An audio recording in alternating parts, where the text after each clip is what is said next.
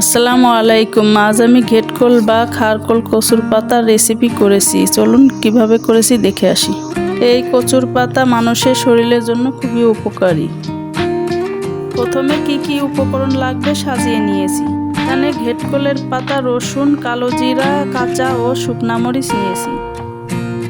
তারপর শুকনা কড়াইতে রসুন, কাঁচা ও শুকনা মরিচ দিয়ে একসঙ্গে ভেজে নেব। এরপর 2 চামচ পরিমাণ কালো জিরা নিয়ে ভেজে নেব। খেয়াল রাখতে হবে কালো জিরা পুড়ে যেন না যায়। এরপর কচুর পাতা নেড়েচেড়ে ভেজে নেব। তারপর ভেজে রাখা রসুন, মরিচ ও কালো জিরা একসঙ্গে দিয়ে বেটে নেব। এরপর কচুর পাতা দিয়ে স্বাদমতো লবণ দিয়ে মিহি করে বেটে নেব। তৈরি হয়ে গেল ঘেটকোল বা খার কচু পাতা বাটার রেসিপি।